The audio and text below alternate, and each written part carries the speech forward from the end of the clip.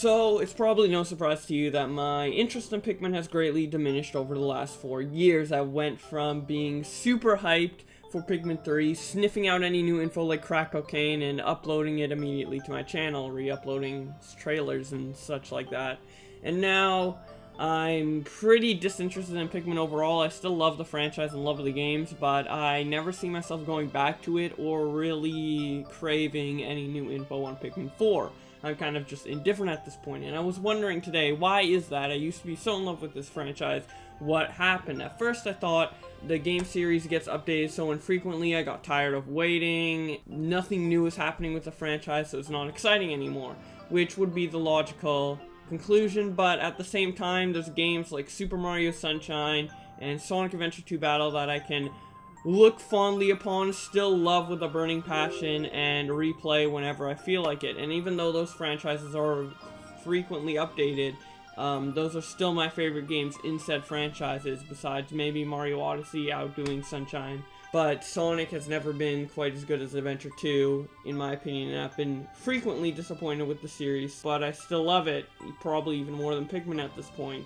And there's other games, like an obscure DS game called Elebit's The Adventures of Kind Zero. I still love that game a lot and would have no problem going back to it and replaying it at any time. And that franchise hasn't been updated since that game came out in 2009. But with Pikmin, I don't know. I feel like there's no reason to go back to it, and I finally found out why. It's because of replayability. But that's kind of a bit vague, so let me explain further. So, with Pikmin 1, I feel like this is a super replayable game. Pikmin 1 is the only outlier in my feeling for the Pikmin franchise. Throughout the last 4 years, I think I've replayed Pikmin 1 like at least 5 times, and then replayed Pikmin 2 like once, and replayed Pikmin 3 like once right after my first playthrough.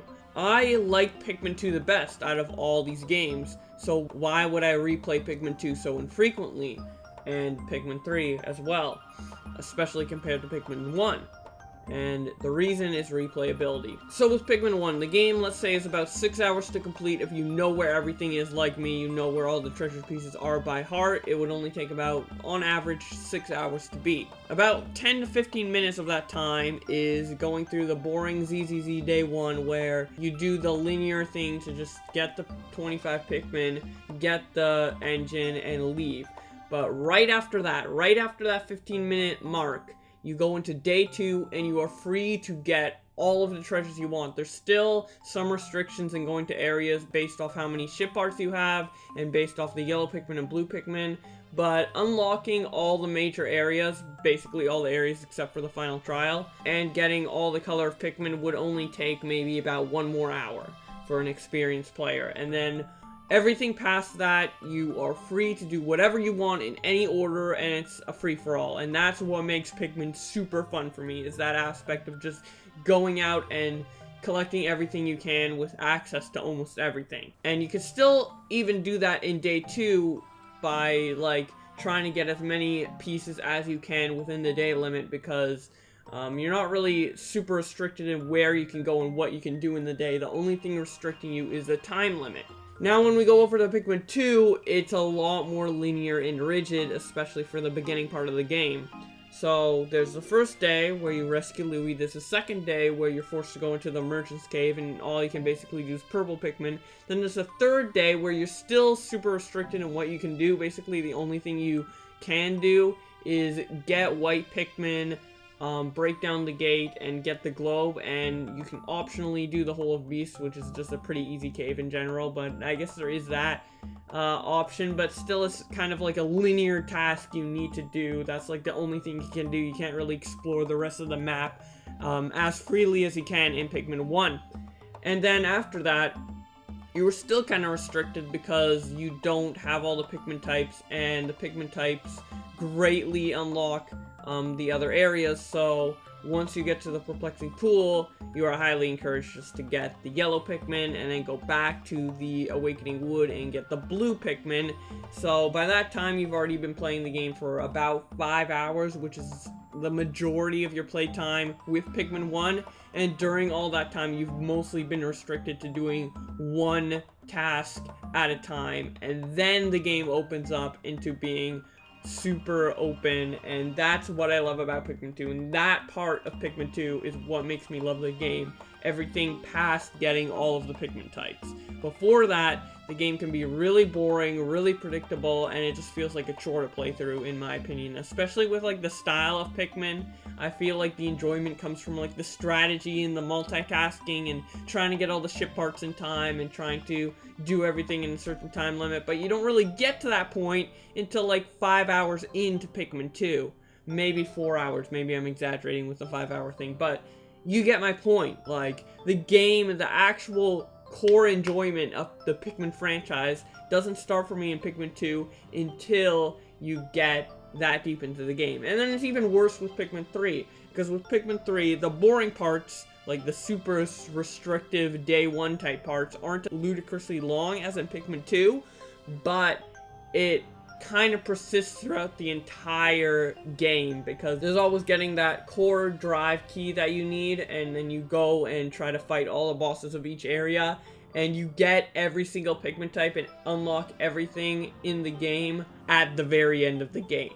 By the time you're able to access everything, the game's already over, which is just so horrible. But to replay is not as bad as Pikmin 2. The overall experience might be a little less enjoyable than Pikmin 2 in that regard, but the beginning isn't as ludicrous and boring, because that kind of feeling persists throughout the entire game, and you still can like go off of the beaten path and do a couple cool things throughout the game, even though there is that like one goal that's kind of restricting you to access everything. You still have more like elbow room and room to get extra fruit along the way. But with Pikmin 2, it feels like you're just cut off until you get all the Pikmin types, or at least until you unlock the perplexing pool. You can argue that you can do a lot of stuff in the perplexing pool before you have to get yellow Pikmin and then have to go get blue Pikmin, but the point still stands. It's really hard to go back to Pikmin 2 just because it's so much of a slugfest to play through. And I realized this the most when I was playing through the Pikmin 2 hacks and I had to do the beginning areas. And even though the game was hacked and it was a lot more exciting than the original Pikmin 2 for the beginning of the game, it still felt really restrictive, and it wasn't really super enjoyable for me over a certain period of time after looking past all the stuff was changed, and that was just kind of exciting to see in general, as you saw in my reactions in the actual Pikmin hack videos. But Pikmin 1, now in my opinion, after thinking through all this, is actually probably my favorite overall Pikmin game. Even though I enjoy the middle and end part of Pikmin 2 more, as an overall package, I feel like Pikmin 1 is just so much easier to go back to. You can start the game, get right into it. You can even rewind to day 2 to pass that very short, boring section of the game, the first day. And you can get straight into the action right away, from beginning to end. Super fun multitasking and strategizing, and it's just extremely fun, and it's the reason I love Pikmin, that core strategizing gameplay. But with Pikmin 2, you have to wade through so much shit. And unlike Pikmin 1 and 3, it's the only Pikmin game that doesn't do this. In Pikmin 1 and 3, you have a function to rewind time to a certain state. So if I wanted to replay Pikmin 1, I would just take my completed file and rewind all the way to day 2 when the game actually starts. And then same with Pikmin 3, I'd rewind to whenever that game starts picking up steam. I think it's in day 2 or 3, I don't remember exactly.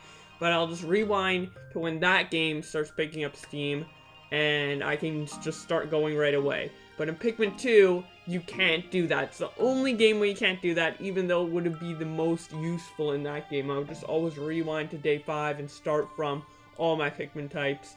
Because, let's be honest, even though I'd be skipping out on the White Flower Garden, the Hole of Beasts, they're not super exciting caves. They're not super riveting gameplay experiences. I enjoy the caves, despite what I said about like strategizing and time management. The caves are kind of the opposite of that. I also enjoy that kind of dungeon crawly gameplay, but only when it's challenging, and White Flower Garden and Hole of Beast aren't very enjoyable caves, so I wouldn't mind skipping those at all. If Pikmin 2 had that rewind feature, I think I'd be a lot more interested in the series overall, but over the past few years, it's just been so hard to go back to Pikmin 2 and enjoy it as much as I used to just because of that, and it's a real shame, but you know, what you gonna do?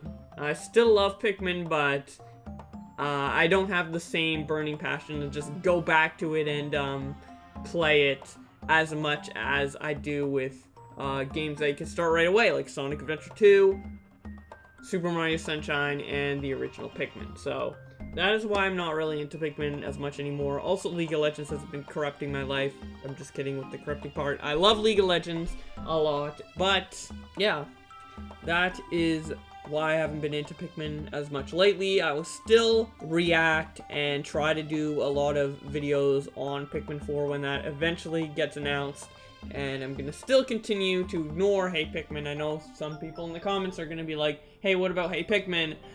That game's just bad. It's the only game in the Pikmin series I legitimately just think is bad. It can be fun. I may make a separate video on it. There is some good parts in it. It isn't the worst game I've ever played by far. But just overall, like, it isn't a game I'd ever recommend to anyone, and it's just not an enjoyable experience overall. It's more annoying than enjoyable, and that might be because I tried to 100% on my first playthrough, and it resulted in a lot of repeat playthroughs, and it just felt like a grind. But at the same time, that grind should be fun. So, yeah. But I'm basically rambling at this point. Do you guys agree in the comments? Like, I know a lot of you guys are probably very big Pikmin fans, and you're like, no, I don't dislike Pikmin any more than I did 5 years ago, but, you know, people's opinion change, and I still love Pikmin, but this is how I feel about it, and I'm wondering if you guys feel the same way, or you don't feel the same way, and you can explain why you don't feel the same way, but, yeah, just the beginning of Pikmin 2 is so boring. Anyways, thank you guys for watching this video, and I will see you guys in another one hopefully soon. See ya.